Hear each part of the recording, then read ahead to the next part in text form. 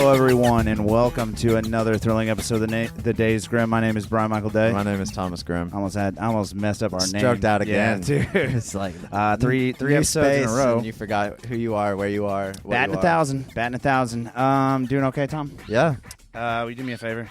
Yeah, joining us in the Days Grimm studio, which is now actually located in his complex at the Lawman complex, Mr. Lawman himself, Bryan Bishop. How are you? Doing well, gentlemen. Brian, what's up, sir? How are you? Doing well. How about yourself? Doing okay. Kind of a gross Sunday. I was kind of hoping for better weather, but, you know, it is what it is. But, yeah, so I can't thank you enough. You were kind enough to hook us up with this space. And it's we're putting it together, and we're going to figure it out together. Well, like, what's I think so cool is, like, it's in the complex, and in this complex is, like, everything. Like, go ahead and just, like, give our listeners, like, an elevator pitch of who you are, what you do, but then also, like, what all does Lawman offer out here? Oh, man, it's a lot of things, right? So, again, my name is Bryan Bishop. I appreciate being here with you guys today, man. It's definitely an honor. So, Lawman Tactical Guntry Club. You know, it's a lot of things that it offers, but it's more about the experience and what we stand for here. So, we have a state-of-the-art indoor shooting range up to 25 yards, 24 access fitness center. We have a dojo where we do Brazilian Jiu-Jitsu, some other martial arts. Just kind of a state-of-the-art training facility is what it is. One thing that I thought was super cool was you have, like, female-led female classes. Absolutely. You should jump in some of classes. Damn. We're like 30 seconds in. I'm already getting roasted. And don't be afraid of that mic either, too. The closer the better. Just swing that puppy in for me. You could probably crank them up a decibel, too.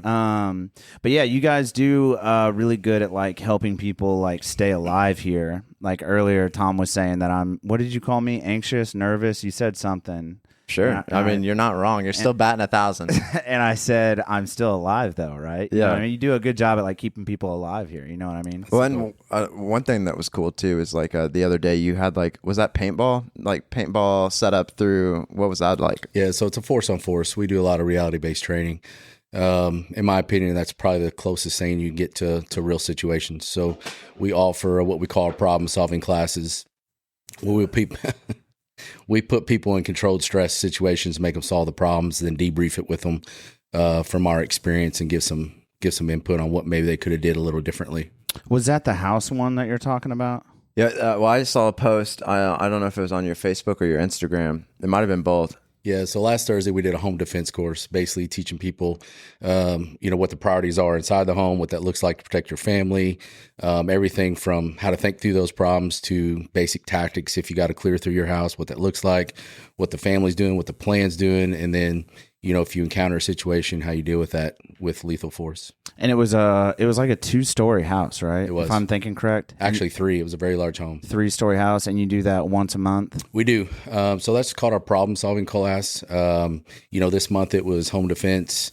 Next month it may be some vehicle class where we teach people how to protect themselves inside the vehicle and out if they get carjacked, stuff like that. We do a lot of active shooter stuff, church scenarios, just realistic, real-life training. Because again, in my opinion, that's the way you learn. When 100%. You, like, in several of our meetings, you've talked about always being, like, prepared and, like, having a game plan with your family and stuff like that. And we saw some posts, like, your kids even made, like, a outline of your house and, like, hey, if somebody comes in, and they had, like, a whole schematics drawn. Absolutely. It was pretty rad. Yeah. That's sick, dude. So we're gonna dive real deep into Lawman Tactical today. That'll probably be a good sizable chunk of the interview, but I do want to know who the hell Bryan Bishop is. You know what I mean? Where does he come from? Where do they make Bryan Bishops at? You know what I mean? So they're obsolete. They're deleted. Yeah. God made one. He was like, "We're done. Yeah. This is it." So where are you from, man? Yeah, so I practically grew up here in Evansville. Okay. Moved here probably in 8th grade from upstate New York. Oh, whoa! We gotta stop there. Yeah. We gotta talk about that first. I'm from here, but I was born. Were you born in New York? No, I was actually born in Kentucky and then moved to New York when I was like 2. Oh, okay. Well, let's talk about that. Okay, so what dragged you out of the backwoods to the northern backwoods? I guess I think they're all backwoods. Yeah, I don't know. Yeah, upstate New York is backwoods. Is it any different up there? Or are they just the same people and they sound different? Just a lot colder and they talk different. So what drug you out of Kentucky to northern upstate New York? So my stepdad at the time was a truck driver, and he got a position to relocate and some different opportunities. So Spent a while in New York, like I said, and then he got an opportunity to come back this way in Evansville, and thank God we did that. Is his family from here? Like, is the rest of your family from around here? All his family's from upstate New York. Oh, no kidding. Okay, nice, dude. So you stay in upstate New York until 8th grade. Yeah. So in that time frame, like, Did you play sports? Yeah. Did you like wrestle polar bears? Like, what do they do up there? You know what I mean? Because I'm curious. I don't know. What I think they chop down apple trees there, right? There's that Washington. No, wrong state, dude. Yeah, I don't know about that. What'd you do for fun? Like all the way up to like I guess your junior high years. You know what I mean? What was that like being? I was always into sports. Love sports. Football was kind of my go-to. In upstate New York, there's just not a lot to do other than shovel snow. I remember as a small kid getting literally snowed in my house for 3 days. Feet. And couldn't leave. Yeah. I mean, it's unbelievable. But, they learn how to mitigate those things and get through them. So a lot of sports. You don't really remember a lot about the early childhood, but I know that I've always kind of been into football. And so New York winter versus Evansville winter. Not bad here. No. I think. Well, hold on. I will defend. I'll gladly be the only person to defend my fellow Evansvillians. I feel like they're two different winters, though. They really are. Like the winters that you get here are just wet winters that freeze, and then up there they're very dry with a crap load of snow. It's like two different winters. Absolutely. One, you can't leave your house, and the other one, you can leave your house. You probably shouldn't, but you can. Yeah, I was just meant like coming here. You're probably more like our winters like aren't probably as like freezing to you. I would agree with Brian. I think it's here. It's just ice. It's rainy and it's ice. It's cold. There, it's snow, and they learn how to deal with it. I mean, you could get a foot of snow and the roads are clear in an hour, but just because they understand. Wild. They just got all the protocols in place, all the right people in the right places. So, what was the coldest? Do you like roundabout? What was the coldest temperature you ever saw there? Does that stick out? I don't, because I know it gets cold up there. I have a couple of buddies that trained up at Fort Drum, which is like way north New York, right? And they said they were out doing PT physical training in like negative 17-degree weather with like 3 feet of snow on the ground, and they're out running like doing a 6 mile. Crazy. Fucking insane. I believe it. Yeah, bro. They had to wear chains on their feet because it's so bad. So like wild. You moved here freshman year. Was that like a weird change? Like, cause you hadn't been back to Evansville ever really since in that time. So like coming back and then having to find a new friend group as like coming into being an early adult, was that tough? I feel like in my younger childhood, we kind of moved, even like we're within the same state. I feel like I was always jumping school to school and kind of had one of those situations. So it really wasn't anything new to me. But we got to Evansville, I think I was probably like 8th grade. So I was still young enough where I think it's easier to find friends as kids. We're still out. At that time, kids rode bikes and went out and did things they shouldn't have did outside. We were playing baseball. We were kids, right? Right. So it was pretty easy transition for me. Playing on trains and shit. Yeah, dude. Yeah. Those were the days, man. So which high school did you go to here in Evansville? I went to Harrison High School. Harrison. Hell yeah. East side, dude. Represent. God bless you back there. Don't act like I didn't hear that. Yeah, dude. Harrison, they had a good football program just a couple of years ago. They made a good run, I think, didn't they? Do you keep up with the high school at all? Not really a couple years ago. It's been quite a while. Has it? It has been quite a while. Damn, dude. Okay. Maybe I'm just like losing track of time. When I was in high school, though, we were legit. My junior, senior year, I think we went to regionals and stuff. We were very good at football. Have you gone and seen any games like in the last 5-10 years? Oh, yeah. Yeah. My oldest son is 19. He graduated last year and he played football. So this was our first year of no Friday Night Lights. Kind of sad. But that's a bummer. But I bring that up because like, what was it, 5 years ago, 6 years ago, maybe 10 years ago, the city of Evansville put AstroTurf down for all the Terrible idea. Terrible. They look cool, though. They look cool. They look cool. You don't get up with that big clump of grass in your helmet. No stains. The same. And it hurts, man. That stuff hurts. Yeah, and they're talking now. Have you played on AstroTurf? Yeah. I'm trying to think if I've played football. I have for sure played soccer on AstroTurf. But they've talked about the effects of AstroTurf and like how it's damaging the ankle, knee, and hip more than just like a regular grass field would because there's like less give to it, especially like you were saying, like in those wet conditions. Like, but yeah, heat, it looks cool in the summer. I bet it's. I mean, we helped coach football for a while. And I bet it's 20 degrees hotter on those fields just because the underlay. Just the underlay. Yeah, the underlay is like black pellets or whatever. Yeah, it's like rubber. Yeah, it's terrible, crazy. Wild. But they look cool. So shout out to Evansville for damaging all our kids. So in high school, did you know you wanted to get into law enforcement? Oh, no way. No way. No way. Fat chance. No way. And anybody that knows me is like, that dude? No way. Because you were a troublemaker or what? No, I wasn't a troublemaker. I just, school wasn't really my thing at the time. And I don't know. It never really, military kind of was back there in my mind, but always kind of had a business mindset of like, hey, what if I could do this or what if I could do that? So always kind of business mindset. So yeah, definitely nothing in the brain for law enforcement. So as you're wrapping up high school and like your future's in front of you, what do you choose to do? Where you go? You graduate? So I graduated from Harrison. Tried the college thing for a while. Went to USI for a little while. And then a good friend of mine, his parents owned an oil and gas business. At the time, the oil and gas business was just pumping it all over the country. He offered me a position to come work for them. So I left USI and went back to upstate New York. And, God. Can't get enough of Yeah, it. I couldn't. So I was a landman upstate New York at 19 years old, trying to convince farmers to let us drill for oil or gas on their property. Did you know Illinois was right there, right? I did. You but probably at the time, methane gas was huge in upstate New York and Pennsylvania. So every oil and gas company was. And you said you were trying to sell these farmers. So were you like a salesman? Yes. You were. Nice, dude. Yes. Okay. So how long do you...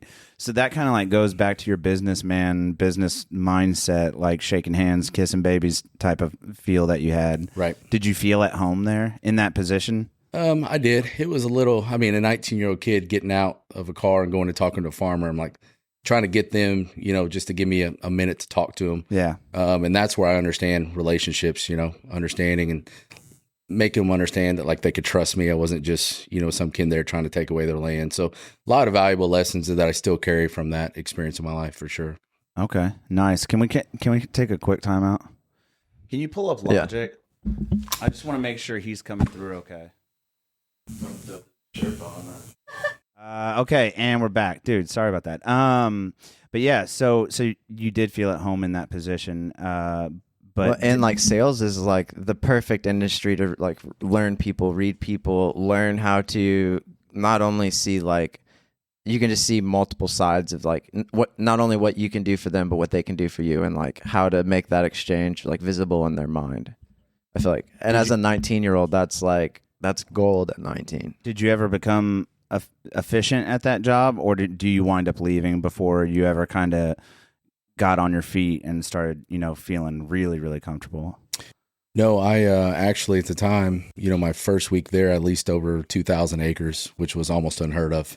Damn. Okay. So I think it was just, I didn't really come off as a salesman. It was more, I was trying to be genuine and like, hey, here's what we're doing. Here's what we can offer you. Here's an experience, that you probably don't want to pass up. Yeah. You in or out, dude. Yeah, they're going to drill around you, bro, if you don't do it. Yeah. So I would recommend you doing this. Yeah. And, I think it helped that the entire state was crazy busy with it. It definitely helped my goal, but I was pretty successful at it. Okay. How long did you stay in? I was in upstate New York for probably a year and a half straight. Damn. Yeah. So what caused you to leave upstate again? So during that point, the oil and gas business took a tank, and everything just stopped. So I came back to Evansville, and that's kind of when my whole life shifted again. What happened when you said shifted again? You come back and you're just like, this industry that I spent the last year and a half right out of high school and is basically going down. Right. Yeah. I need to pivot. It was scary.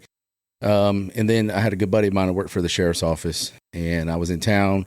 I think it was like over Thanksgiving break, something like that. And he's like, hey, bro, like, come do a ride along. Let's just catch up. And then my life forever changed. What was that first ride along like? Was it sweaty? Was it night shift? Yes. Downtown? Yes. No. He was, I think, on the east side somewhere. I don't remember where we were. I remember the first time that he hit those lights and sirens and ran code 3. I'm like, this is why Bryan Bishop was born. Yeah, dude. Hell yeah. So it got a little sweaty. Yeah, I fell in love immediately. That's exciting, dude. There's something intoxicating about like you could just go from 0 to 100 real quick. You know what I mean? When you're Absolutely. like just sitting, breathing, and then it's like action, and you just go. There's something really, really intoxicating about that, and I understand that. So after that night, you like, what's the? Do you enlist? Like, what's the proper words No, there? so actually, at the time, to get hired at the sheriff's office, kind of your foot in the door was to work at our jail downtown. Yeah. No. At the time, I didn't see all the benefits, but it definitely was probably one of the best things I ever did for my law enforcement career. So you're like, dude, that is rough. 21 walking the jail halls, and like I'm sure you maybe see a few kids in there your age, but most people are going to be like way older. What's that like? Commanding respect, like that's got to be. Well, and I think that's the biggest misconception is, you don't go into that jail commanding respect. It's a mutual thing, right? I mean, it's survival of the fittest in there, and there's grown men in there that would have ate my lunch, literally. So it was, again, trying to understand people and just mutual respect. Yeah. And that went a long way. Still to this day, I have street creds, because people knew I always respect them and they respected me. But if you cross the line, we know where this goes, right? Yeah. So the jail was I probably learned more at the jail than I did in the police academy as far as just, especially local, who's who, like who are the drunks? Yeah. Who are the guys that just talk? Frequent who flyers. are the fighters, right? Who are the violent ones?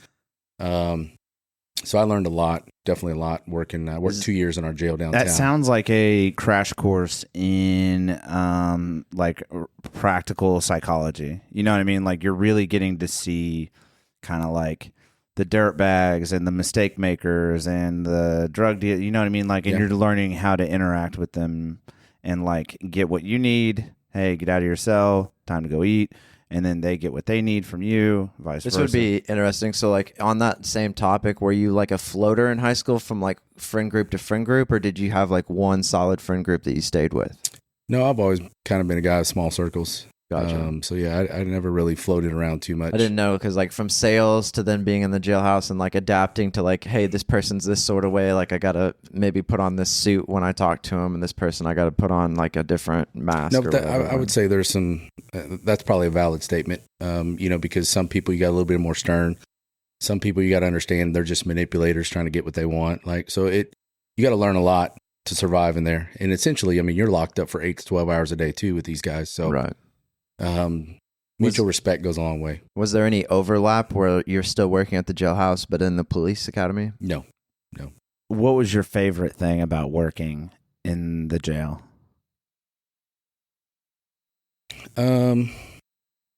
Probably, trying to see some of these guys that would actually learn from it. They would come in and then see them transition back out and actually do something worthwhile and make a difference. Actually see correction. Right. Yeah. Actually see it, which is pretty rare. Yeah. A lot of these guys, it's, and it also taught me in there that I think you are a product of your environment. I never really understood that as a kid. I mean, we all have choices, right? But if you're seeing these things over and over when you grow up, that's what's normal.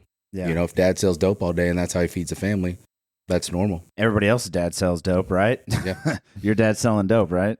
Yeah. No, I get it. But it's funny to think about, like, that's the proper name of a jail, is like a correctional facility. You don't think about it enough, but like they're there to be corrected. Like you fucked up. Now you're here. Let's learn from this. Yeah. And that's a really cool thing. It's not what I would have guessed your answer was. And then now the flip side of that, was there anything like that you just thought was crazy, like intuitive of these guys, like making meals, or like one dude electrocuted himself on a toilet one time as the death of the week? Like, was there any like weird makeshift stuff going on? Toilet wine. You got anything going on like that, dude? Shit squirt bottles. If these, you ever see something cool like that? I got stories on stories. Dude, okay, give me your favorite. I got to hear one. You got to have like one that sticks out that you love. Yeah, so I can't remember what year it was. Maybe 2002. There was a guy that he actually set the jail on fire downtown. Like set it on fire. Like we had to evacuate the whole jail. Downtown jail? Yeah, when the jail was really a jail. Like it was gladiators. Like yeah, bro. I know what you're talking about, the dude. third floor of the old jail, it was gladiators. Like it was dude. It was a different level. It was completely violent. It was a different level. It's like Russia in the 40s, dude. Yeah, it was real deal. Like and again, that's where the street creds and that mutual respect. A lot of guys couldn't go into a cell like an officer, right? Yeah. Afraid that they wouldn't come back out. Yeah. And I feel like any of those, I could have walked right down the middle and would have been okay because it was that mutual respect. Absolutely. But we had this one cat, man. He, I'm so pumped. His last name was Fingers, and he was always Derek Fingers. Always fidgeting with something. bro. And that was 2002. This is his real name. Fingers. That's his real name. Last Fingers. name Fingers. Nice, dude. Killer last name. He's a different cat. So his thing was he would do something, right? He'd put an isolation cell where we had to keep him in there by himself. Yeah. And then he would do something like clog the toilet, try to flood the jail, set the jail on fire, and then he would basically poop all over the place and wipe it on him from head to toe, and would stand there like, "Come get me." I'm like, bro, there's certain lines in the sand that I can't cross, and that's one. Right. You ever hear of like nobody wants to fight the naked guy? You know what I mean? That's what I was Nobody gonna wants to mention fight later. the guy Naked covered in with poop. He was naked with poop. We ain't doing it. No, we ain't dancing, dude. Ain't happening. Yeah, get the your fire butt back in Fire there. hose, fire hose. Open the port. Yeah, give full him the throttle. business. But You wanted it flooded. Here you go.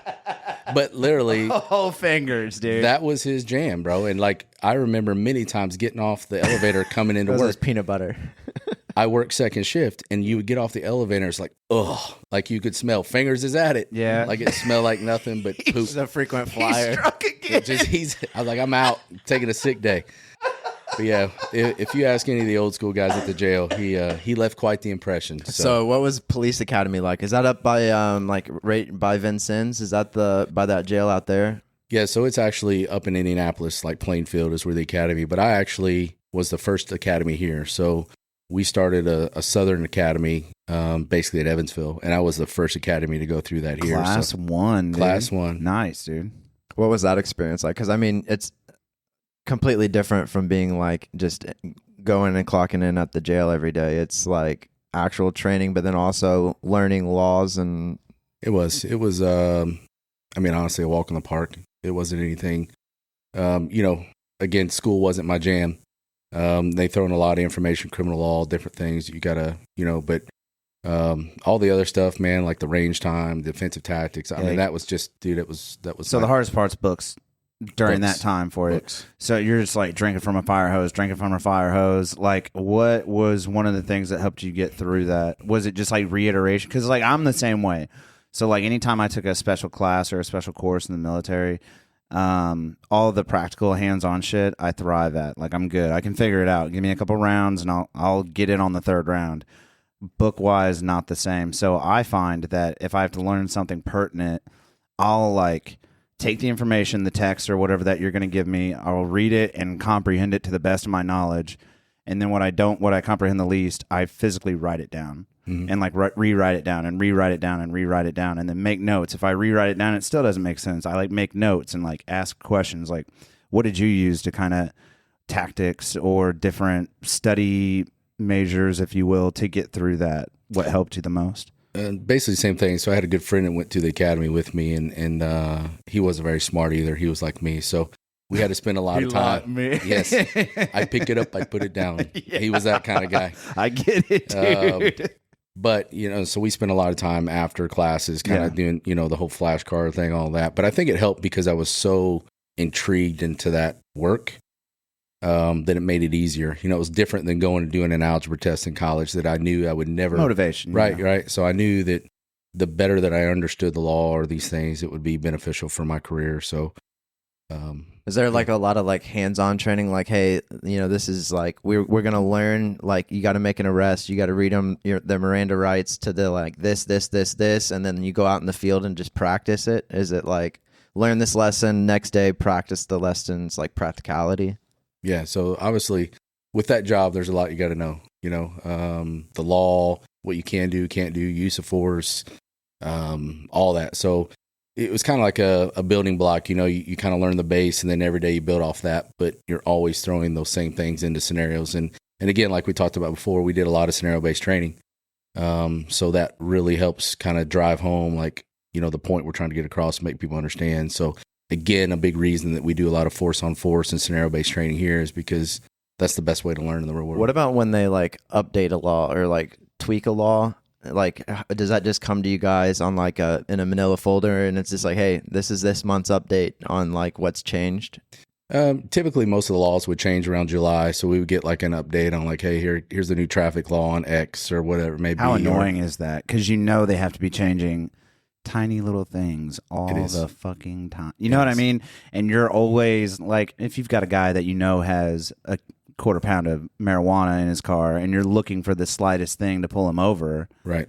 You need those tiny little inklings to like, oh, gotcha on this. Hey, why does it smell weird? Right. You know what I mean? How annoying is that Yeah. when they would tweak these little things, were these documents just like pages on pages every July, basically? Yeah, but thankfully they had, we would have our administration, somebody come in that would dumb it down for us dumb guys and be like, hey, for this, you got to make sure you can articulate this.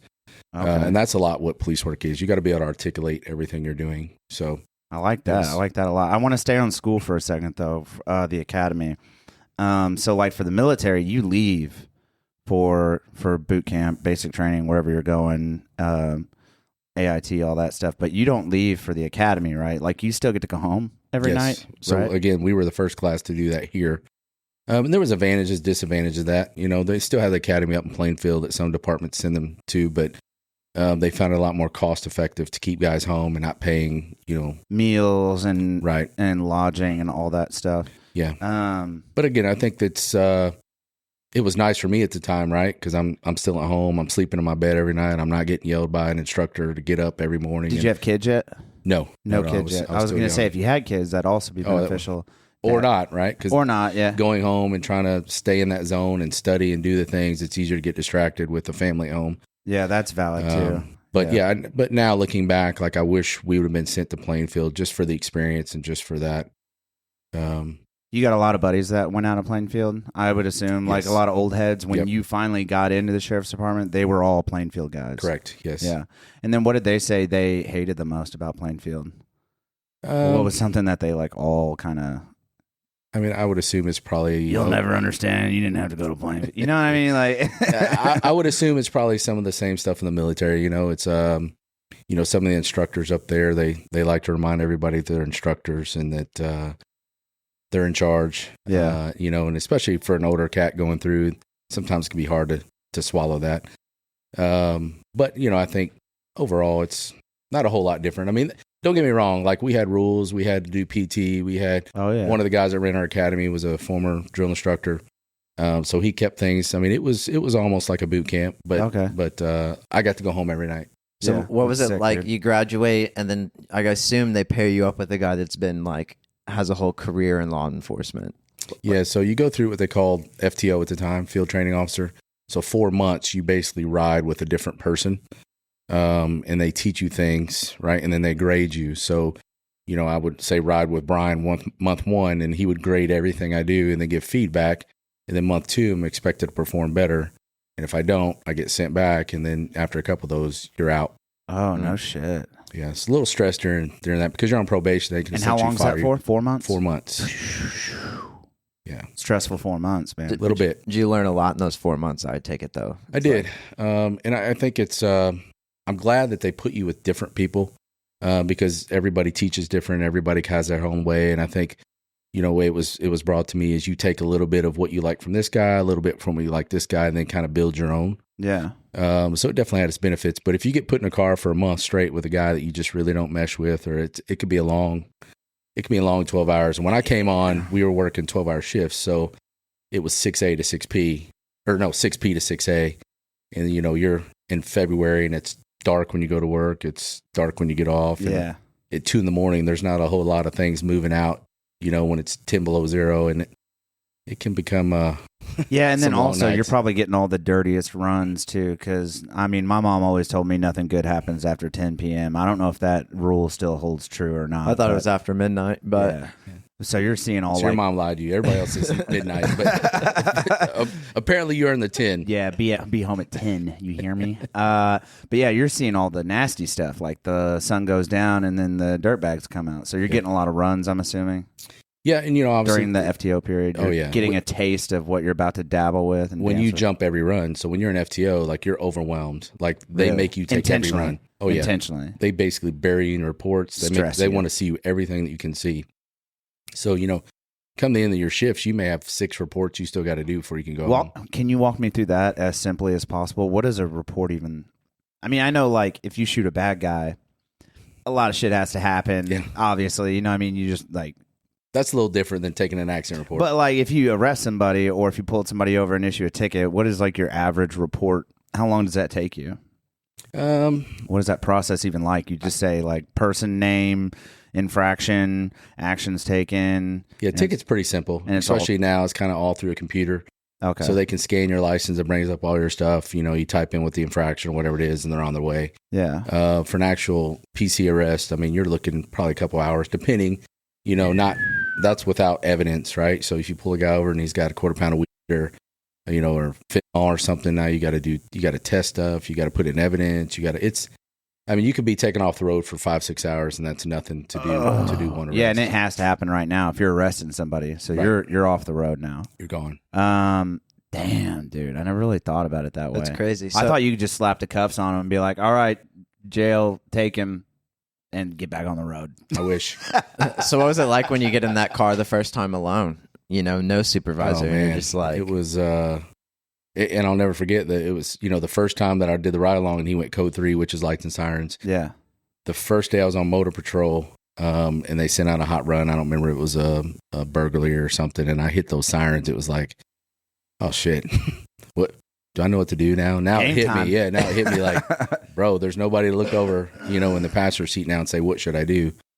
So it was kind of, it was diving in with both feet. It was amazing. So then I know like we talked with several law enforcement guys, and normally like they do like 4 or 5 years, and then they kind of look to see what the options are next in that time.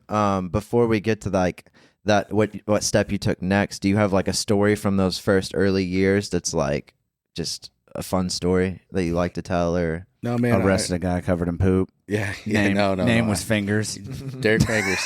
I hope you dream about him Dude, tonight. if you see him on the street, bro, we're leaving him alone. Just let him do it. Don't touch him.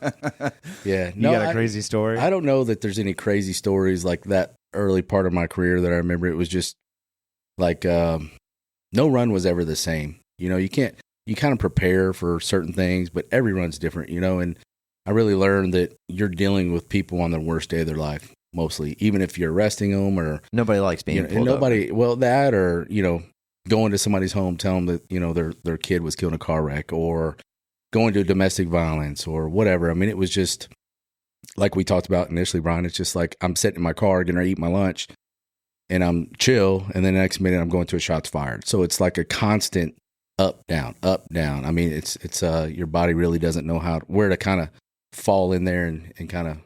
Did you learn any early coping mechanisms to help turn that light switch off? Like when you do get home, because like that's the one thing that I think I've mentioned every time we have a law enforcement officer on, and Brian's in here, and I was like, you know, like when Brian was in Afghanistan, like when you come home, like you're in a different environment. It's, you know, there is that separation, but for like a law officer, like when you come home, like you're still in that same environment. You still know that, hey, these calls are going out even when I'm off the clock. Like. Yeah, it's and I think probably we'll get into that, but it was definitely I learned later in my career that I don't know if there's really an on-off switch. Like I never want my switch to go off, right? But I've learned it's more of a dimmer switch now. Like I know when to turn it up and when to turn it down. And I wish I would have kind of learned that earlier in my career, especially for my family's sake, because it's hard to, you're going through that all day and you're up and down, everything, you know, every run you go to pretty much they hate you, right? Yeah. So it's hard when you get home to really just shut that off. And it definitely impacts first responders in those very big way. Early years of being a cop, did you meet your wife in that window? I did. Did that change the game for you of like, hey, when I go out on patrol, you know, I got something at home for me versus like not having? Absolutely not. Really? No, I was still just all about the job, all about that life. You know, and then I started chasing that adrenaline, chasing that, I mean, that high, right? And you only know if you know. It's something, once you get it, you can't replicate it anywhere else. And chasing that high is probably at the end of that 4 or 5 years where you were like, all right, where do I go from here? I want to do more. What's next, right? What's the next jump up in adrenaline? What was it for you? Yeah, so canine. I was always interested in canines. You know, anytime we go to like a burglary or something, you know, we call for a dog, they search the house. Or, you know, track a guy and find him after he just robbed somebody or hurt somebody. I was like, that's what I want to do. You know, typically in law enforcement, they're probably the one that gets the call for all the serious runs. I mean, canine are going to all the hot runs, all the burglaries, all the shootings, all the good stuff. What's that like? Do you get to pick your dog? Like, do you have to go there and train with your dog? Does your dog come pre-trained? Like, it's a lot, man. So I had to put in for the process. I applied to be a canine handler. We had an opening at the time. Got picked for that. Thankfully, we had a guy here in town that actually started the Evansville Police Canine unit way back in the days. So at the time, the sheriff's office, EPD, everybody was getting their dogs from him. So basically, the sheriff at the time would email this guy and say, "Hey, I've picked a handler. I'm going to send him to you. You would go talk to this guy, get to know him a little bit, and then he would select your dog for you based off what he thought would be a good match, right?" Does he have to watch you operate, or is it just like meeting you, talking to you, shaking your hand, and reading your persona? I think it's just your persona. You know, are you aggressive, dude? Are you high energy? Are you low energy? Yeah. Are you going to be a guy that just kind of sits in the car and only responds to run? Are you a guy that's going to kick doors? Yeah. Because dogs have personalities too, man. And if you can, he had a really big gift of understanding, hey, this dog would be a good fit for you. Maybe a dog whisperer kind of vibe. He definitely. Nice. He produced some really good dogs. Okay. So got selected for that. Went through. So our dogs, he would get them over from Czech Republic, and typically the dogs would train over there. You know, probably year and a half. So you had to learn some like off Russian dialect for the commands. Well, no. Actually, they're all in German. So when they came over, I learned Southern Indiana German. Right. So it's a little slang. Yeah. You know. Pocken, you know, it's like, what is that? Like German river speak, right. River people German. Yeah. And usually followed by some sort of profanity. That's kind of what the dogs knew was serious. Yeah. So I went through, got my dog, gave him to me. His name was Bosco. It was my first dog. Went through basically a 6-week course with him every day, probably 12 hours out there learning, you know, how the dogs work, learning how to see what they're doing. You know, you have to understand if a dog comes up on a track, what he's doing, right? If we missed a turn, or, you know, so my first dog was a dual purpose dog, which means he was apprehension and he was narcotics. So we could do all the nice, dude. Yeah. So apprehension. So we tracked, we did building searches. We did like all the common street drugs, marijuana, cocaine, marijuana and methamphetamine. So there's a lot to learn in that 6 weeks, man. And then once you get out of the Canine Academy, you train as a unit every 2 weeks for 8 hours. Does the dog have like a different tell for each one, like of the drugs? A different tell? Yeah, like so, like if it's like it does like point one leg, and if it's meth, it like points a different. No, it just points hot. Like this is hot. So when I went through, they were aggressive alert, which means our dog would scratch, which the drug dealers hated. I loved it. Yeah, because they tear up the inside their car, their everything. hood. Get a pretty little Mercedes with some cocaine or something. And the dog goes around and he's like, "Hey, Dad, here it is." Yeah, and he would just scratch the hell out of the paint. That's French Italian leather ass. I mean, like, well, that's cocaine. Yeah, that car's mine now. Yeah, pal. Dude. Cough it up, dude. Yeah. Oh, we also, so you know, we bleep out all the names of drugs on our show because we just all this is going to get edited out. Not that you care. Not edited, but bleeped. Yeah, bleeped out. Okay. But that being said, we're big proponents of the canine species here on the Days Grimm. We both, actually, all three of us love dogs. And I don't ever cry, but I do want to mention this. I never cry. I got to preface with that, right? But do you ever watch those videos of like a canine's, there's like a code for it when you're signing off the radio for the last time? Do you ever watch those? So I have my last dog's final call out of service. It's on my phone, and I listened to it. Actually, I sent it. It fucks you up. Bro. Yeah, it fucks you up. I bawl like a baby. And those dogs get to come home with you, right? Like, yes. So they're part of the family. Yeah. It's so that's standard. Like they offer you the dog before they like adopt it out or whatever. Yeah, we pretty much work our dog a whole career. Like my first dog was 10 when I retired him, and he was having some issues. Damn. So I basically retired him, and then the next week I had to put him down. Bosco. Yeah. Poor bastard. Yeah. There's But 10 years, that's a good run. He's a legend here in Evansville, man. That's a good career, dude. He is a legend. So like you and Bosco, like you got any cool stories from like that? Bro. Just I'm not sure if they're appropriate for this. Gotcha. Somebody's penis got bit. I think that's what that equates to. Bunch of stuff that got bit. Yeah, I think his final stats. So he had 102 apprehensions, like physical bites, which is unheard of. Wild. Yeah, he has seized over $300,000 in narcotics money. right? Cash that we took. And God knows how many tracks and fines, but 103 street bites is like, and that really upped when Dude, how dumb do you got to be to run from a dog? You know what? Like, dude, I had speaking of that, this is a really good dumb guy story. So we had a guy that was robbing gas stations. He robbed like 3 within 24 hours, went in, held him at gunpoint, did all that. So we were able to find where he was at, and we had him. Yeah, just hit one 24 hours and go sit down greed, somewhere. Man, greed. You got him. he's like, I got a system now. You know what I mean? Go on. Sorry, sir. No, so we were able to kind of locate him and locked him down inside of an apartment.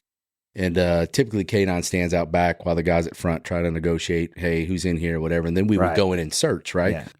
But obviously we stay out back in case the bandit wants to run out the back. So I'm standing out back, probably literally 10 yards from the back door. The door opens, the guy comes out, and at the time I had Bosco, and he was probably 105 pounds. I mean, he was a moose, and he's obviously barking, slobber all over his teeth. I mean, he's ready. You wouldn't, the normal person would look him and be like, hey, I shouldn't do this. But he looked at me and I said, dude, get on the ground. And he took off running, and he's probably 10 yards from me. Is that him? Yeah. The first picture there with me and a kid. That's him. The big picture. That's Bosco. Both those first 2 top left there. Dude, look at this stud. He is just a freak, man-eating machine. Just a freak. I don't want to cut you off from your story, but good. Thank you for pulling that picture up, Lex. Dang, dude. He's a stud. That was right after he had surgery, so I literally put him down probably 3 days after that. They got him shaved up. Yeah, that's shitty, man. He was a machine. But, sorry, we like to give people PTSD during our interviews. No. It's actually a prime joy of mine. But anyway, you were saying you're hanging out back. He's ready to go. Bosco's on the pre-workout, ready. Yeah, he's jacked Pantera, up. He's got it going. Yeah, he got into the drug paraphernalia. Maybe we don't know. His dick's hard. You know what I'm saying? That Red Rocket's out. He's ready, bro. Red Rocket out, dude. He is out. And so the guy's probably 10 yards away from me, and he looks at me, and he looks at Bosco, and he takes off running like in an open parking lot. And I'm like, what, bro?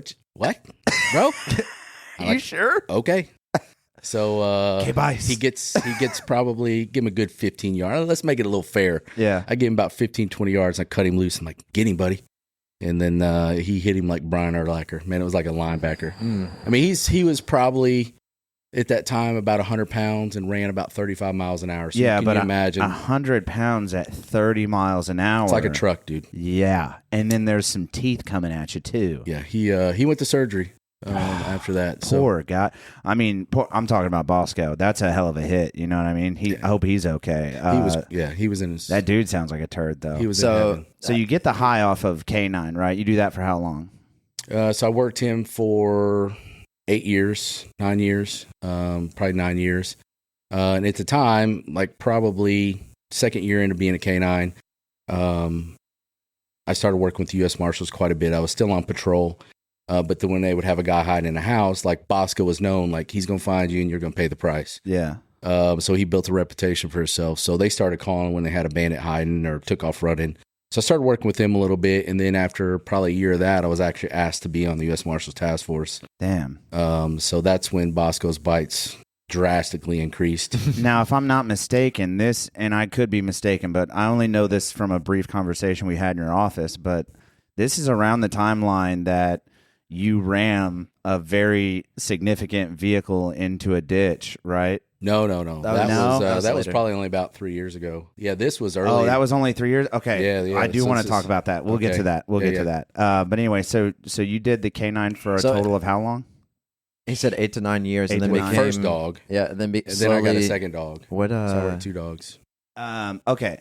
So a total of how long in the K9? That's what I'm trying to get at. You did 8-9 years with the first dog, got a second dog. How Probably long? 13 or 14 years as K9 And then handler. you're kind of simultaneously doing that in U.S. Marshals at the same time. Then you go U.S. Marshal full time, right? So essentially, a lot of people get it confused how it works. So I was with the sheriff's office my entire career, but probably in 2010-ish, around there is when I got assigned to the task force. So basically, you're just appropriated over to the federal task force. Oh, okay. So you're sworn in. You weren't working for them. You're like their tag along. You're their rep between Yeah. So, but you work with him full time. Like that's all I did. I didn't do patrol anymore. All we did is serve violence. How sweet was that, dude? Best job in the entire world. What the? All we did was serve high risk warrants all day, every day. Oh my! And then did you ever have to like carry bodies around? Because isn't that what the marshals do too? They like transport prisoners. Well, they got a transport team for that, but we didn't do that. I mean, we did some. But you're just serving warrants. We did some protection stuff one time when they were flying one of Bin Laden's main guys through here. He was going out to Colorado, and they stopped at the airport, so we got to hang out with him a little bit. Damn, we got to do some of that stuff. But dab up a terrorist. You're like, hey, what's up, homie? What's up? You're going down, big, yeah. You want to meet Bosco? You want to see my puppy? Yeah, they're terrified of dogs. But no, so we were, yeah, dude. We were what we call the Great Lakes Task Force, which is out of Chicago. So nice. Okay. The only thing we do was serve warrants. That's all we did. High risk warrants. So like people that are flight risks, people that are violent, past history. Was there like more training when you become a U.S. Marshal? Like when you make that next step up? Yeah, so you had to basically go back to school for a little while. Well, we just constant training. You know, they would send us to train with their special operations group quite a bit. And unfortunately, still at the sheriff's office, I was our tactics instructor, so I got to go to a lot of different schools and get a lot of good training from, you know, just other cops, tier 1 guys, whatever it looked like, just everything from hostage rescue to high risk warrants, whatever. So, had a lot of good opportunities to train people a lot better than me. Did you stay there like the entirety of your career, or was there another step after this? No, so I got signed after I put Bosco down. I was adamant I didn't want another dog just because the pain. It was horrible. Brutal. And at the time, my sheriff, he was a very big canine guy and sees the success. I mean, canines are probably one of the best tools in law enforcement, man. It's Bosco, there's probably 3 incidents I can say he literally saved my life. I mean, they're unbelievable tools. But being in that position, he was like, no, you're getting another dog. So eventually I, probably a month after we put Bosco down, I was sent to get another dog, and I was very hesitant, but ended up loving him, you know, different, but just as much. Yeah, dogs definitely have personalities, and I'm sure you being as well trained as you were, you could see that personality. Oh, yeah. So my first dog, he was all shepherd. And then my second dog, Kane, that I still have now, retired with me. He's part Mal, part shepherd. So he's got that crazy Mal in him that's like... Oh, Malinois. Yeah, it's like, bro, he looks at you kind of sideways. Those are scary creatures. The Malinois, like the males get up to like 70 pounds, but they're like, they can climb a 3-story building. It's fucking wild. The way he could jump through a window of a car, they're just so athletic. But he was a little more hard-headed. Yeah. Didn't like to let go. Once he got the tackle or whatever. And once he grabbed on you, it was hard. That sucks for that guy. But we had some. It was frustrating because Bosco was kind of like I don't know. He was like an all-star, right? And then more disciplined. He just knew. He just knew when I said something happened, and then I get this dude, and I'm like, what did I do? Like, what did I sign up for? I went from an NFL to a Cub football player, and I was like, what did I do? What did I do? But also with teeth like Cujo, this thing is terrifying. So Kane stays with you through the U.S. Marshal program and everything like that? Yeah, he worked with me until the day I retired. So you retired from U.S. Marshals? From the sheriff's office, but that removed me from the task force as well. Gotcha. Well, didn't you do some stuff with Evansville SWAT? Just train with them. I mean, we use those guys quite a bit. If like we'd have a barricade or something like that when we were in town, so we train a lot with those. Did you get to go to that city here in Indiana that has like a fake train, fake bank? Oh, yeah. They flood half of it and everything. Like, what's that experience like? Because that's crazy. Muscatatuck. You ever been to Muscatatuck? No, I'm familiar because we've brought it up on the podcast before. I believe I've seen pictures. It's like a 40-acre plot, 50-acre plot, and it's all urbanized, and like there's buildings and sidewalks, that can flood the whole city. I mean, you can do any kind of ops training there. It's pretty awesome. Familiar. I've never been there though. Where's it at? It's Scatchewa. What'd you call Muscatatuck? Scatatuck. Yeah, it's up north. It's probably a couple hours from here. Okay. But it's a great training. But yeah, we got to do stuff up there. Then we went to Chicago a lot and trained, like I said, with it's their special operations group. The Marshals have, which basically is kind of like their tier 1 guys. Yeah, it's like the murder capital of the... Bro, you can have Chicago. I don't want any part of it. I think Illinois feels the same way. Well, did you see that? Did you see that newest map about certain Illinois counties want to merge into Indiana? Do you blame them? I don't. Open arms, it's brother. It's all the southern half. Yeah. I'd adopt them. Get them. We got to do something about that state. That state is a shithole. It's insane. No, it's funny. So I do want to talk about operators, though. We were talking the Ruck and Rosary. That just happened yesterday, and I was, golly, guy's name's Corey. Corey from the Ruck. Do you know who I'm talking about? Older gentleman who led the Ruck. Corey, if you see this, dude, shout out to you. I don't know why I don't remember your last name right now. I think he was SWAT, or he worked with SWAT. He worked with SIG for a bunch of years, but I think he was SWAT before that. Corey Monk. Yeah, do you know him? Know him real well. Salt and Pepper gentleman. We did some. Was he SWAT? Am I missing? He's ISP SWAT. He was actually one of my. ISP. That's right. He was one of my instructors for a while. So I was talking so you've worked with a ton of operators. I want to have this conversation. Just a quick side note that a lot of people don't think about.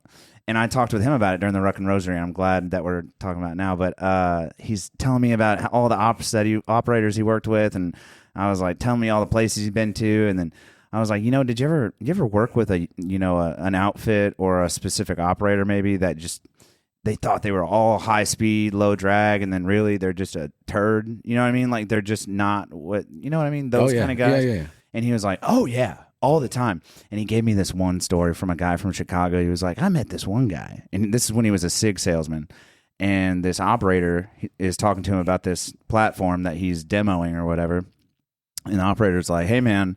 He just got done shooting the weapon, puts it on the counter. He talks to our friend Corey. He's like, "Hey, brother, you do? I think you lost your zero on this SIG. It's all fucked up. Big, tall Jack dude. It's all fucked up." Corey's like, "Well, man, I haven't dropped it." And he knew he was talking shit now. And he was like, "Well, I'm just gonna embarrass this guy in front of like 50 people." And he was like, "Well, here, I'll give it a run." And he goes to a 15 meter and just ting, ting, ting, ting, ting, ting, ting, ting, ting, ting, ting, ting, ting, dumps 15 rounds, all tinks. And he was like, looks good to me, and put it back on the table. And this dude gets roasted by his teammates for like, I imagine he probably retired shortly after this. But do you have anything like that where you met like a guy that's just like all speed, no drag, and then you talk to him and you're like, oh no, you're actually a turd. A lot. Yeah. So we would, obviously with our position, we would go out to all these different areas. I mean, Evansville kept us pretty busy, but we would go to surrounding towns and that kind of stuff. And like, oh, well, yeah, we have a SWAT team. I'm like, okay, is it a real SWAT team or is it, we got shirts that say SWAT team? Like, what is it here? So we did come across that. But I want to circle back real quick about Corey. Such a good dude, by the way. Bro, dude, he is Corey, my thank homie. you so much. Yeah, he's great. Yeah, man. he is probably one of the best shooters I've ever seen in my life. Big SIG guy, yeah. I don't care what. You could give him a Red Ryder and he will outshoot you. Really? I mean, he is an unbelievable shooter, unbelievable operator. I mean, we did some stuff in real life together. He is nicest fucking guy, too. Well, he's a real deal, right? Yeah, he don't have to pretend he's something. He's solid as they come. Yeah, I think squared away. Yeah. So yeah, big shoots to Corey. I don't remember his last name. Corey Monk. Okay, Corey Monk. I have to remember that. Great dude. So yeah, it's just funny because people think like regular civilians think about SWAT and they think about dudes with like quad NVGs and they're like kicking in doors and they're all high speed. But like there are, I don't know. It's like I don't know. There's some places that could use some work. Yeah. I think specifically, but here nor there. Yeah, I went to probably first. Let me just say this: EPD, ISP, squared away SWAT teams. Like we are in a good position here with our teams. Like these dudes train, they know what they're doing, they're solid, they're professional. But I went to an FBI SWAT school probably 3 or 4 years ago, and they're bringing in people from all over the place. And I won't mention any names, but this one town that had a SWAT team. Yeah. Apparently, their protocol is when they would push in a room, all the safety selectors come off the rifles. So like we're going in this room here, click, click, click, click, click, click, and everybody's like, what is this? What's happening? And anybody that knows like, what are you doing? Like, we're not shooting anything. What are you doing? Settle down. Right. So the instructor's like, what am I witnessing here, guys? And they're like, well, we got to be ready for the threat. He said, that should be all one movement. Like, we don't turn the safety selector off until we're ready to shoot. Then we shoot, then it comes right back on. There's a reason it's in a convenient place. Correct. Right. So we're like, bro, like, okay. So the week goes on. Day 3, these cats are still doing it. Every room. So we're mishmash, right? They put in different guys, different teams. So then he starts putting us all together, and we come in a room, and it's just like click, click, click. And I'm like, oh, my God. Finally, the instructor said, that's it. Every click I hear, 30 burpees. I'm like, bro, like we're going to meet after class if you start making me do burpees. We did one scenario. He counted 30 safety selector clicks. And this is summertime. Oh, yeah, you're going to die. We're outside, full kit, full everything. Gear. You're done. Yeah. But that was their That was their thing. But I will tell myself too, a few times I was in a team lead position, I never realized I did it ever. But, coming up on point and I'm giving directions to the team, not realizing I'm using my right hand, right? So I'm holding the rifle and I'm like, push right, push right. He's like, what are you doing? I'm like, what do you mean? He's like, why are you using your trigger hand to give? And I'm like, I didn't know I was, right? I never knew, trigger, right? I was just like, push right, hold left. And he's like, damn it, Bishop, don't do it again. I'm like, yes, sir. The next day, duct tape my hand to my rifle all day long. Dude. Eating lunch with my rifle tape, duct tape all day. That hand never moved. That you and I again, bro. Learn almost exactly the same way, brother. I was embarrassed. I had an issue with feet clearing a room. A lot of people don't know when you're clearing a room, you never you don't want to cross your feet or get them too far apart from one another. Right. And my issue was I would wide step it out, and then I'd cross them every now and then. But my issue was taking wide strides. So I would I would tie laces, but to my ankles and keep them close. Yeah, keep it shoulder width. So I knew exactly where to stop as I'm shuffling through this room, right? So, but just and all those small things add up, brother. And if you don't know, you probably never knew you did that, right? Yeah, no, you have no idea. And Yeah. they keep you alive. Yeah, they keep you on your feet. They keep your hand in the trigger well. So are a lot of these classes recorded, and then it's like a football team, you watch playbacks and hey, so and so did this here. That's not kosher. What about some of the ones we did, some of the schools? But that one, if we go into a live shoot house or something, they would just follow us around. They record a little bit just so you could see what you did. But and some of those rounds from the live shoot house, they hurt because they're still sim rounds. Yeah, I believe. sim rounds. Yeah, I don't know about a live shoot house rounds. I've never taken any of those, thank God. But I don't know that one part of that one, Thomas. Yeah, I took a 308 one time. It's not a great note. Yeah, only the fit survive, right? Whatever, bro. The best make it out. Yeah. But yeah, some of the sims, depending on what you're running or what you're doing, we typically, especially in law enforcement, we would run training bolts in our ARs, right? And those rounds are hot. They're coming out of that rifle hot. Just because of the bolt that you're putting in? Yeah, so they're actually shooting 223 size rounds. Yeah. And they're coming out hot. And I've been popped in the nose a few times. What's the FPS on something like that? Do you even know a number for something like that? They just hurt. Yeah, pain. Hurt. Yeah. How fast do they come out? Hurt pain. Fast. Pain. Hurt fast. Pain quick. Bleed. You will bleed. So, as you're wrapping up toward your law enforcement career, and you still have business ambitions, I guess that never really truly went away. Right. And always wanted to be better. So, what leads you now to opening Lawman or putting you in that position to start? What's that gap look like from retirement to us sitting in here recording this podcast? You know what I mean? Yeah. So, I've kind of decided to do this probably the last year and a half of my career, And a lot of people ask, why did I build this place? And it's more than just a state-of-the-art training facility. In my position, I feel like I had a kind of a front row seat to watch this country just kind of how the hell did we end up here? Really, how did this happen, man? Took a dump. It did. And in my opinion, only my opinion, we've lost the little things. We've lost the yes, sir, yes, ma'am. Mm-hmm. Just gratitude for each other, holding the door, right? Just the little things. And if I say Merry Christmas, that's on me. That you're not going to tell me if I can say that or not say that, right? So I wanted to build a place we still value our military, we still value our law enforcement, each other, and we can agree to disagree. We can have a conversation over a cup of coffee in my retail, or we can go over to the lounge and have a bourbon and hash it out. So and the self-pouring beer wall, pretty cool. People enjoy that. But yeah, that's the great part about living in this. What really was once one of the greatest nations, if not the greatest nation on earth, was that you could disagree with people. Right. And now it's I don't know, it's tumultuous now. It's social media, bro. Yeah. And just the media in general, I think. Absolutely. They want us to hate each other. Absolutely. I'm convinced. I'm a big conspiracy theory guy. Something big's happening, and they just want us to hate each other so much and believe in UFOs so much. And they're sneaking shit under a table somewhere. I haven't figured it out yet, but I'm watching a lot of YouTube and I'm getting into it. So come back next week. I'll have more information. Awesome. But yeah, it's a bummer. One thing I think that's cool about the whole complex is it's got everything the community would need. You know what I mean? Tactical readiness, but then also you got the bourbon area and the restaurant to grab a meal, cool off, meat right. And Big you got experience. the kids playground. You got several events you do karaoke every week. You got cool cars that come in one night a week. I think like you've got something for everybody. The cafe is amazing, by the way. Thank you. I did not know, like a lot of people that probably haven't been here until I came here for that event, that there was a restaurant here. Yeah. Amazing restaurant, by the way. And it's open to the public. I think that's our biggest hurdle here is people think you got to be It's all a exclusive. cop or military or Like only it's an members. FOW or whatever. And it's not. Like everybody's welcome here. You know, we do have memberships, but they get certain benefits to things and access. But our entire club is open to the public. It's not, you know, the goal of this, you know, the training side especially is, you know, we want to be able to teach people real life skill sets. You know, people ask me all the time about, hey, can you make me a good shooter? I'm like, yeah, we can. But yeah, but what does that what do does for that you? do, right? Yeah. Stress changes everything. I want to make you a thinker, right? Yeah. I don't care if you can shoot a one-hole drill from 15 yards. It doesn't matter in the real world. Yeah. So teaching them to think through that stress and understand chaos, and then even the law with it, like what's it look like in your home? What's it look like in the parking lot? The castle doctrine, the stand your ground. Like these are all things that you make the wrong decision, change the rest of your life.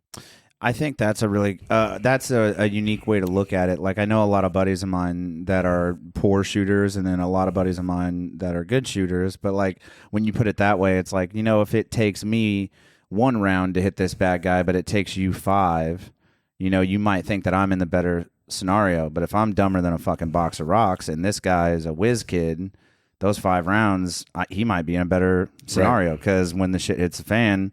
You know, this puzzle he put together faster than I did.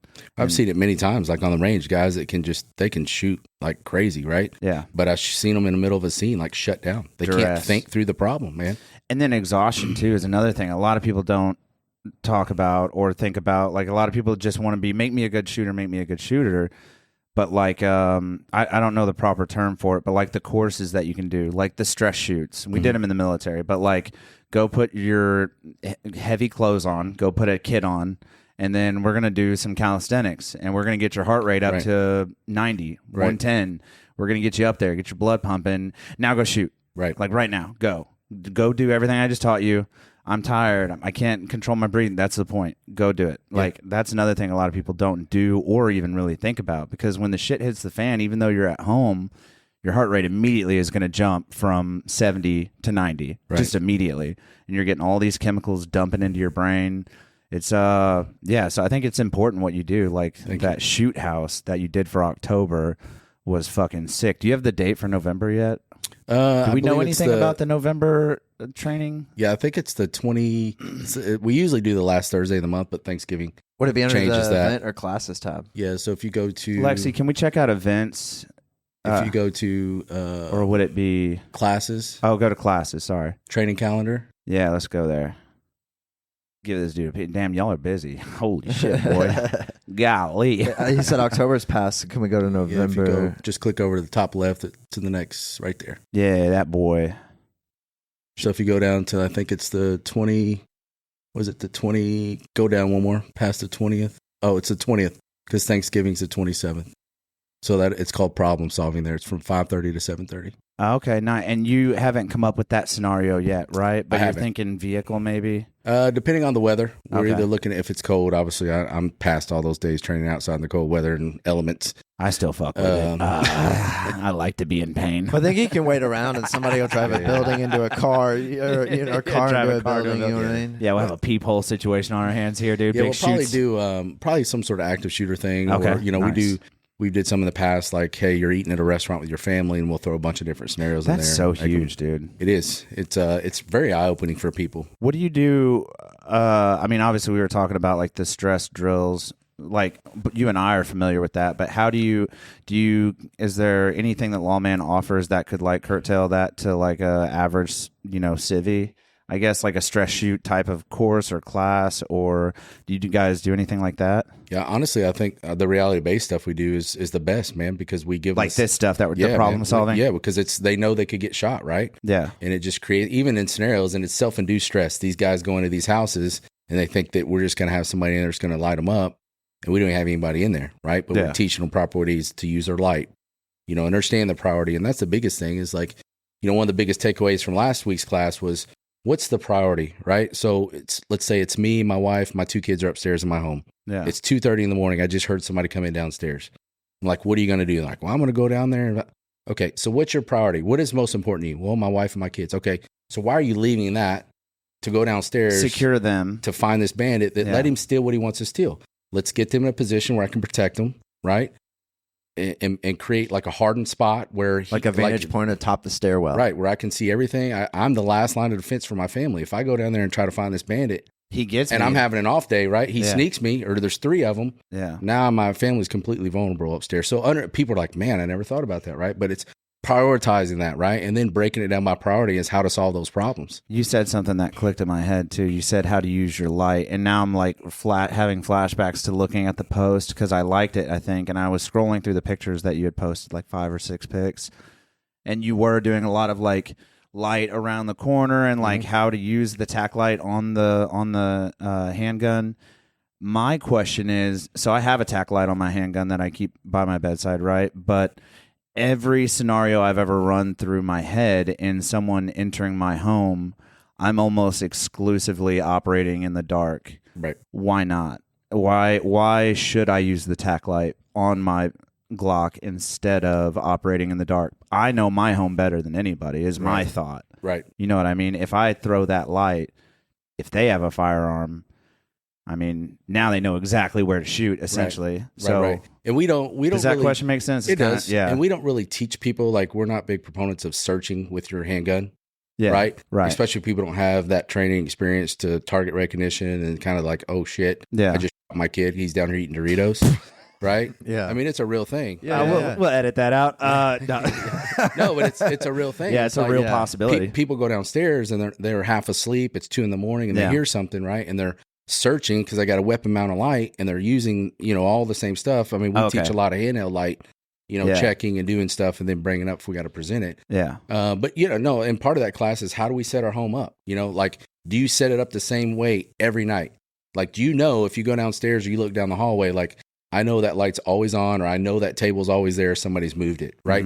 A quick recognition point for you to know something's off, something's not right. Yeah. Or, if I come in my hallway every night, it's set up where you're not going to see me, but I'm going to see you, right? Yeah. I'm not going to backlight myself. So again, just bringing these things to people's attention, saying, hey, what do you think about this? Well, I've never thought about that. Well, that's the goal of the whole class, is to make you think. Yeah. I got phone calls the next day. It's like, dude, I never thought. That's amazing. Like, now I'm going to reset up my house. We're going to, what gun do you use? Well, I have Full Metal Jacket. I'm like, no. Like, those rounds are going to blow through drywall and your neighbor's drywall, and they're going to keep going, right? Yeah, bro. Right. So there's a lot of considerations in home defense, and it's a sketchy thing. We talked about like, it you don't want to before. clear your house with a shotgun, and then if your kid's room's to the back of it, you're just and it depends, right? What ammo you got in there. You don't want to put slugs in there and start blowing holes, but and again, like, do you need to clear your home, right? I mean, I'm pretty comfortable in my skill set that I could probably go down and solve the problem, but do I need to? Because this dude's trying to steal, dishes or whatever. You got TV, right? Take it, bro. Yeah. Like, I'm going to stay up here and defend what's mine. You come up here, you better know Jesus very well. Yeah. Right. But other than that, like, my wife's calling, like, we have a full plan for my home. Like, my kids know what they're doing. My wife knows what she's doing.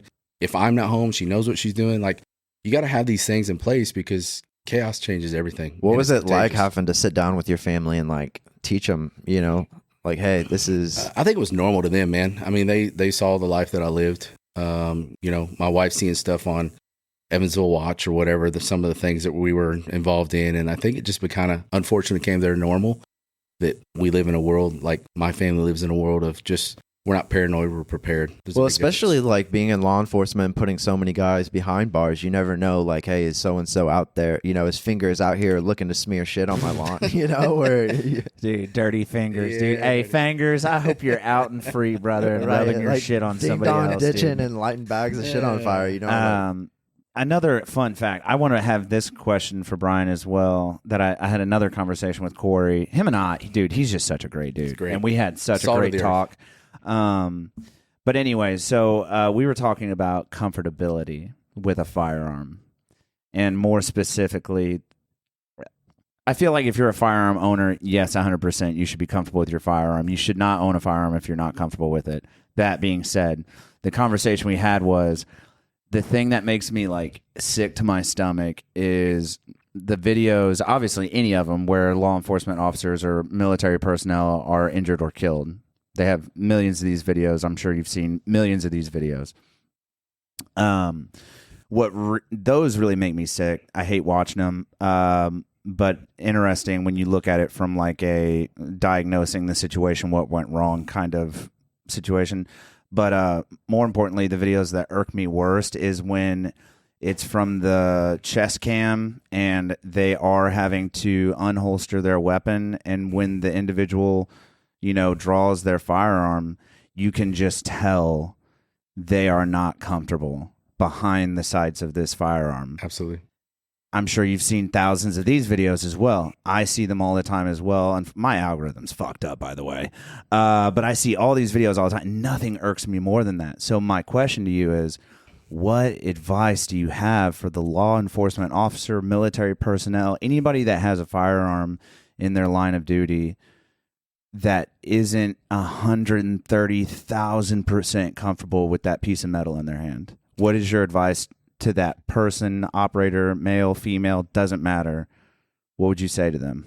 So I think from law enforcement side, one of the biggest things that I saw throughout my career is if the department wouldn't send guys to training, they weren't willing to pay for it on their own, right? And what, I don't follow. What do you mean? So like the department has so much mandated hours you have to do firearms, which is very little, right, per year.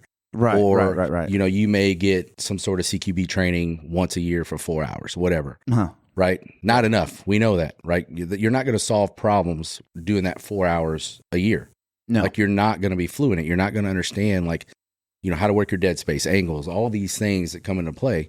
So I guess my approach was always like, hey, this is about me and my family. If I get better, I go home, right? So I would spend my own money to go to additional training that I couldn't get to go to. Because at the end of the day, it wasn't about the department. It was about me going home to see my wife and my kids. Fuck yeah, that's what it's all about. That is, man. And I think people need to understand that stress changes everything. If you are not if you can't reload your weapon as a law enforcement or military with your eyes closed very quickly and get back into that gunfight, it's going to be a very bad day when that happens. I mean, from my experience, some of the things I've been involved with, I did things afterwards. I didn't even know I did it, right? It was just muscle memory. I had no idea I'd empty a mag and reload it and emptied another mag. I had no idea that happened. Yeah, you black out. It was just there. It happened, right? Yeah, It was just muscle memory. But if I never got those trainings and those reps, I would have shut down. You're overthinking. Done, and man. then it's just overstimulation. Right? And that's what, I know you guys are familiar with the OODA loop. And the other night when I was teaching in the class, these people that have never seen these situations before, they just get stuck, right? Because their brain says, I've never seen this before. I went to a class one time. I'll give him a shout out. His name's Steve Claggett. Steve Claggett. Steve Claggett. Look him up. You remember the old show Dallas SWAT? Back in the day. It was real popular on TV. Dallas SWAT. Check it out. Was this like a scripted show? No. It was Dallas SWAT team, and they followed them on hits. I was a big... what was that one show? Claggett. Claggett, I think. Or if you type in Dallas SWAT TV show, it'll come up. Claggett. Oh, I think that might get us close. Do that.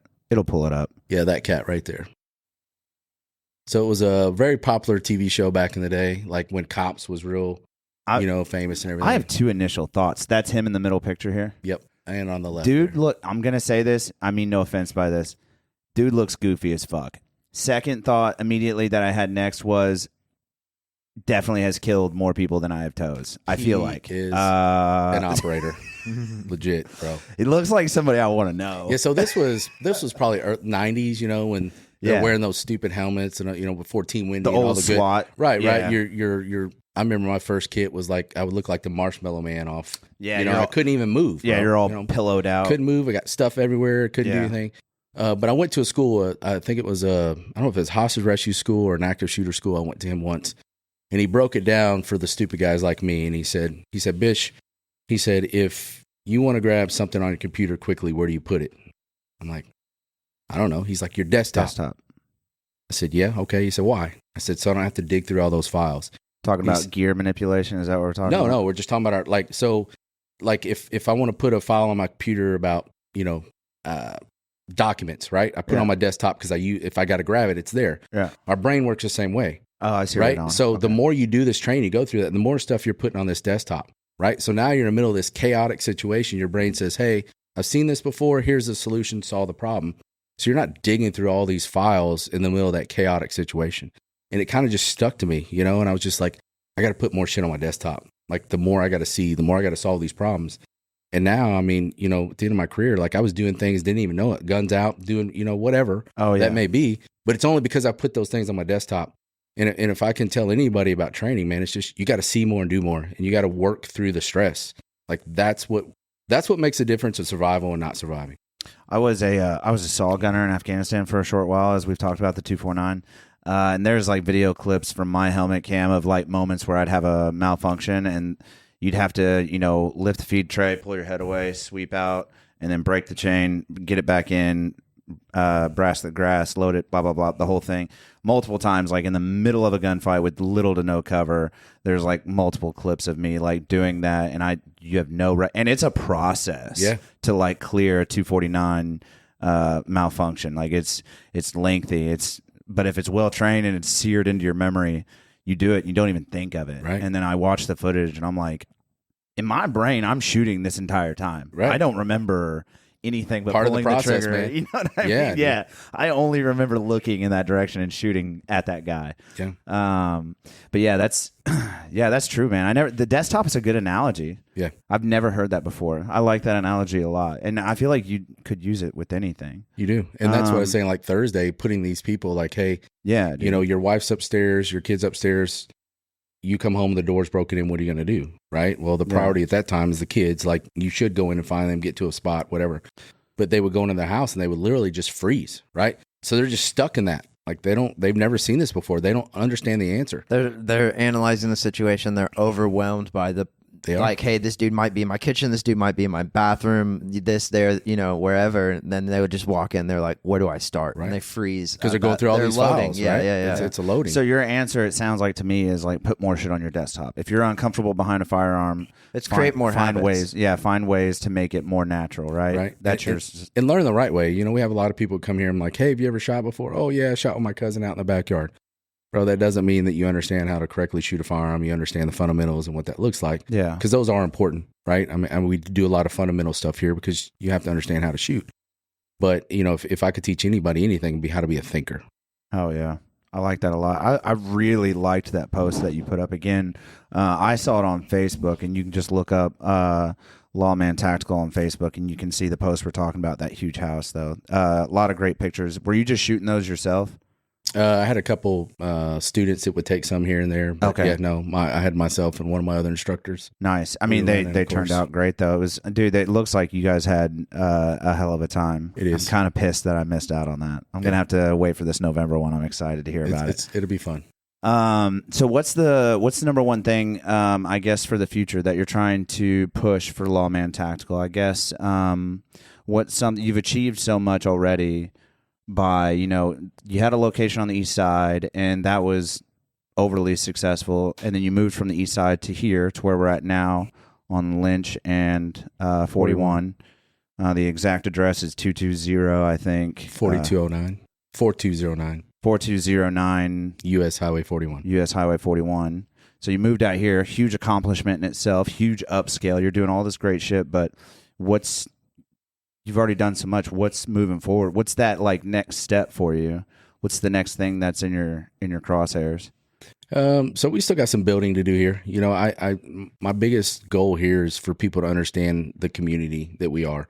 You know, you don't have to be a firearms guru to come here. There's lots of other things. You know, we got a lot of members here that never even stepped into the range, right? But they're in the lounge. They're doing the women's self-defense classes. They're just around other good people. People not really being intimidated by, you know, sometimes I think the word tactical scares people like it's more than it is.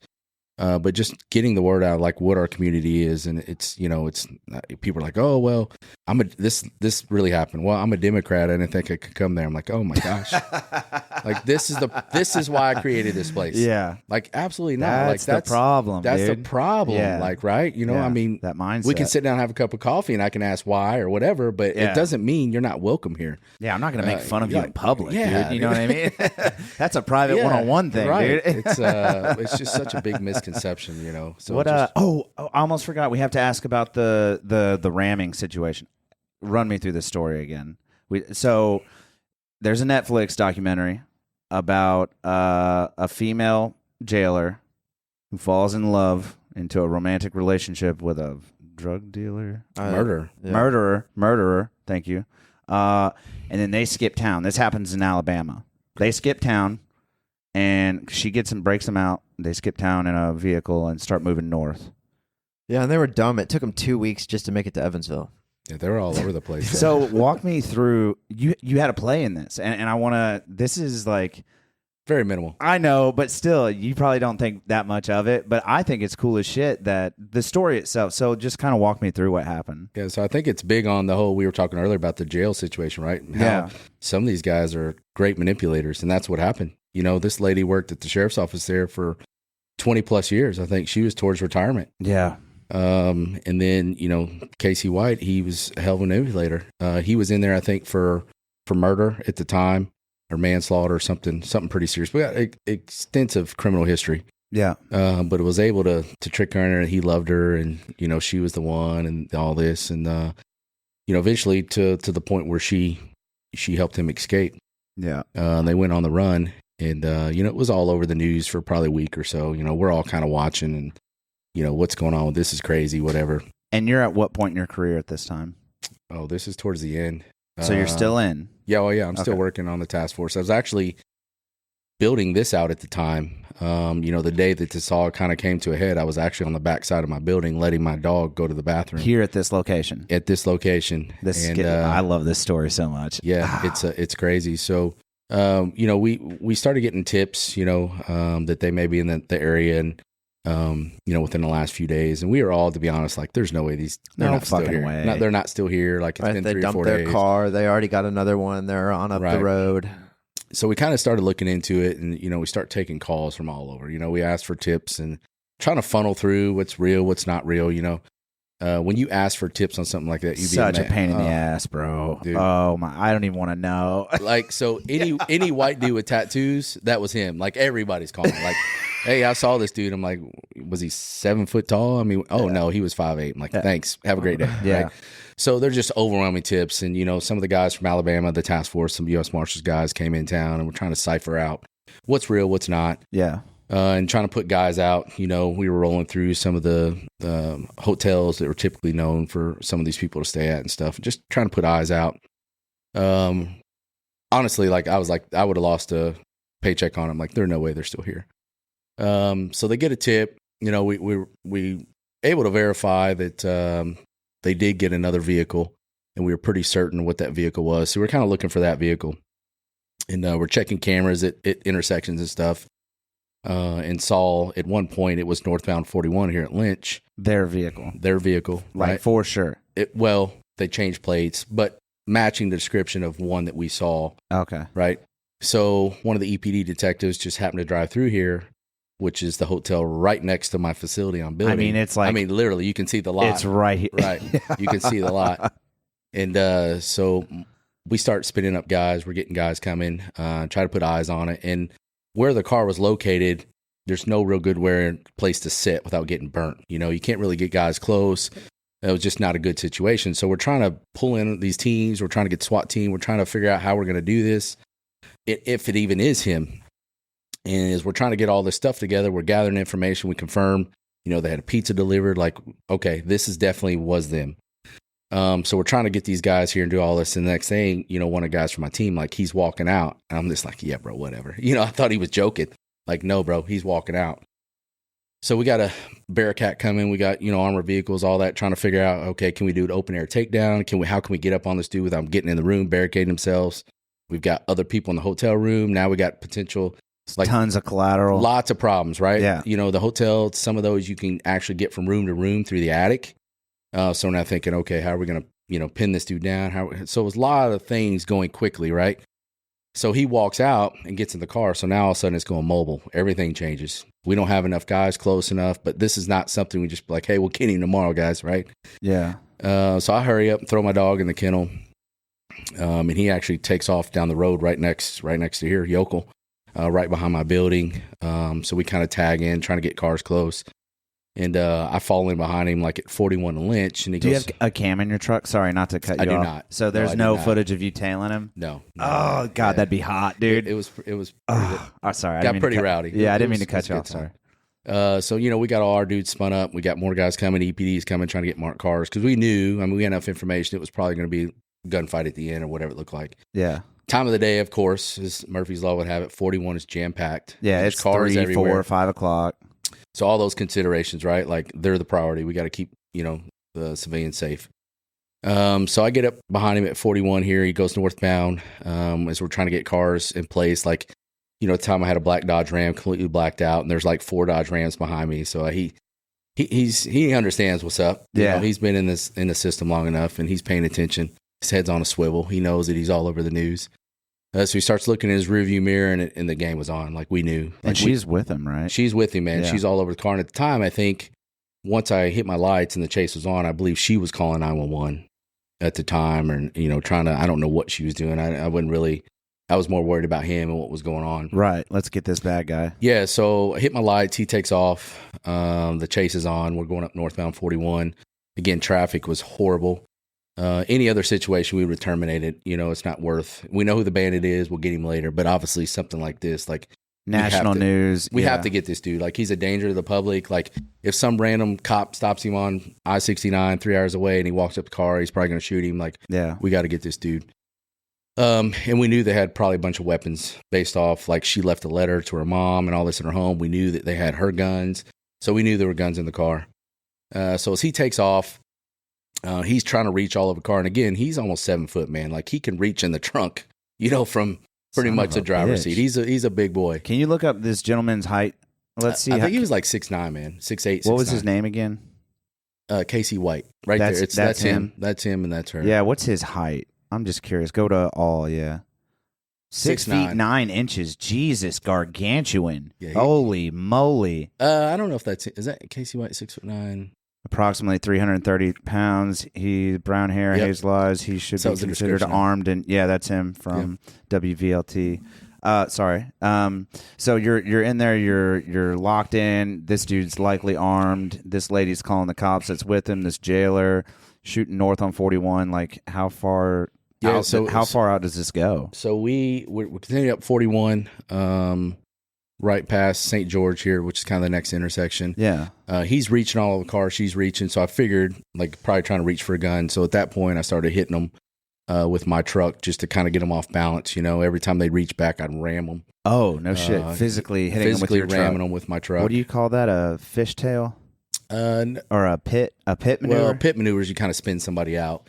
But you're just bumping him. Yeah, I'm using that Dodge Ram to ram. They should have made a TV commercial with them. They should have. The picture at the end. It's essentially it's our team, and they're all Dodge Rams, and this car's in the ditch. But anyway, so he takes off, and every time they turn around, I was expecting a gunfight in the vehicle. I had my rifle up on the dashboard. I was ready to.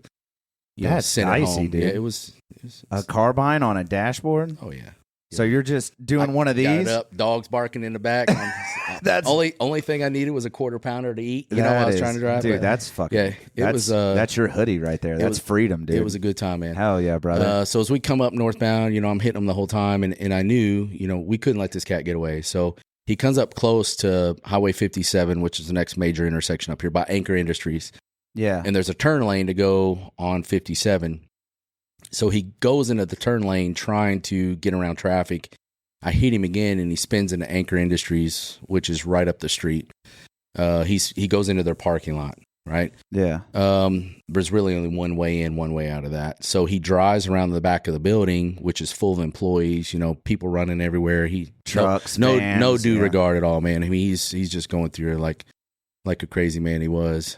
So we follow him through there. Obviously, we still have to use due regard. Like, we can't run over some dude, on a fork truck or whatever. Yeah. So finally he makes his way out from the back into a big grass area, trying to make his way back out to 41. And again, I was the first one in the chase, mainly because I have a dog. So if he bailed, right, I was going to hit the door pop, let the dog deal with him, whatever. So once we get out in that grass space, like, it was obvious he was trying to get to 41, and we knew that couldn't happen. So I literally reached down and hit the tow mode button on my Dodge Ram and floored it. And next thing I knew, we were in a ditch. I had no idea that ditch was probably 7 foot tall.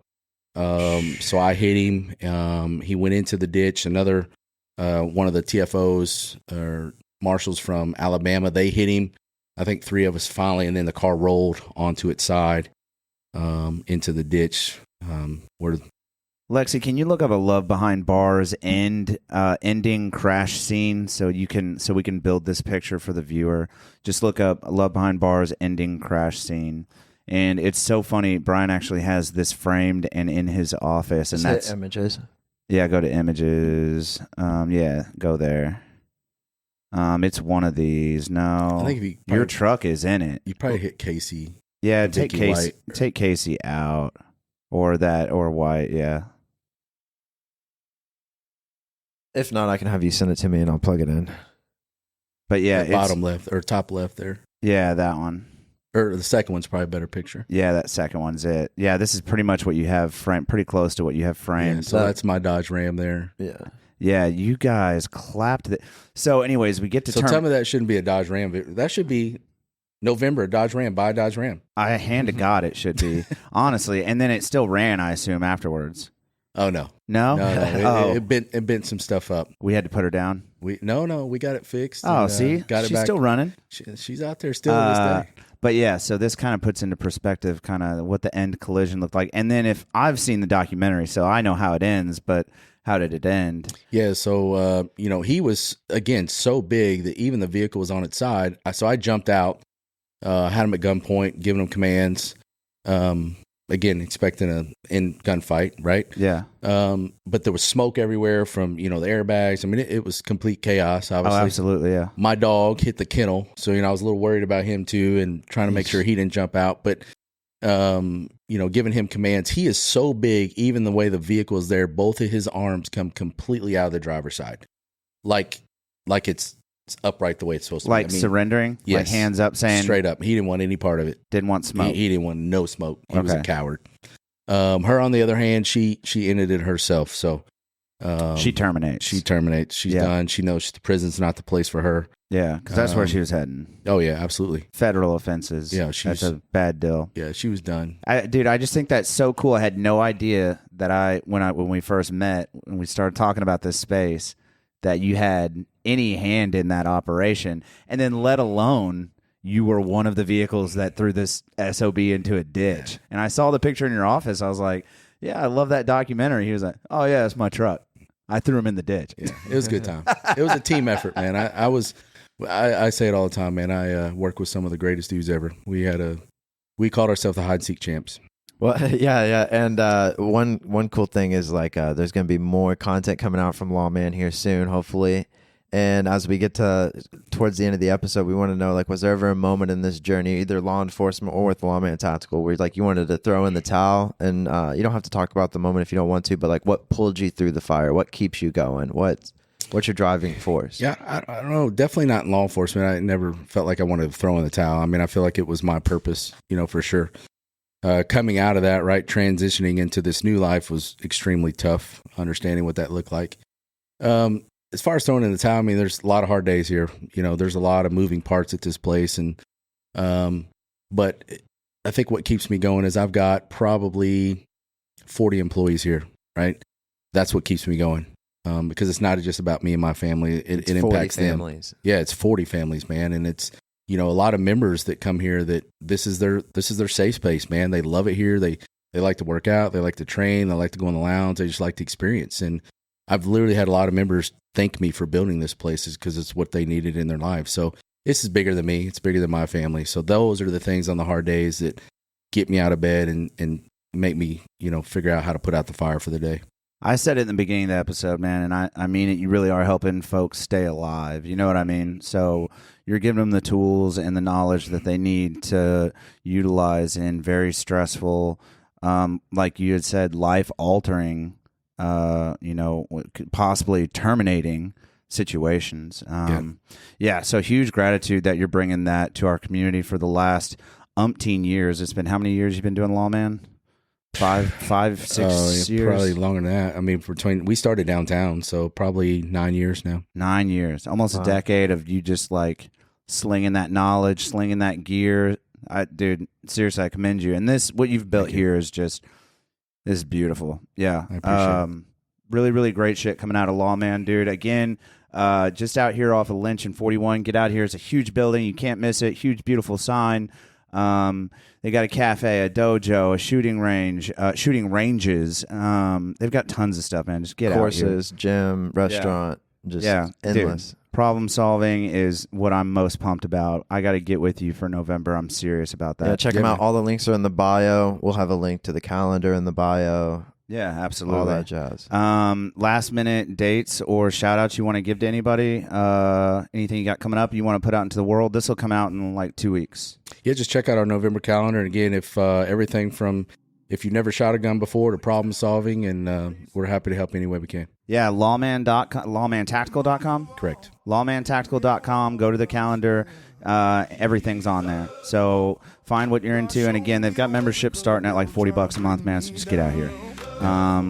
Help support a really great cause, dude. So appreciate you guys. Hey, dude, I appreciate you more than ever. You've given us an amazing opportunity, and we're gonna take the ball and run with it. So just thank you so much. Seriously, bottom of our hearts, man. And thank you to the viewers, listeners. Thank you guys so much. Like, subscribe, do all the things. This has been another thrilling episode of the Days Grimm. My name is Brian Michael Day. My name is Thomas Grimm. This has been Bryan Bishop of Lawman Tactical. Thank you so much, sir. Thank you, gentlemen. Appreciate it. I wanna talk to God, but I'm afraid 'cause we ain't spoken so long. You know what the Midwest is? Young and restless. Where wrestlers might snatch your necklace, and next these guys might jack your Lexus. Somebody tell these cats who Kanye West is. I walk through the valley of the shadow where death is. Top 5 rappers, you gotta rewind the list. Strippers in the club when you mind your business. The song got a bonus feature, it's the Holy Spirit.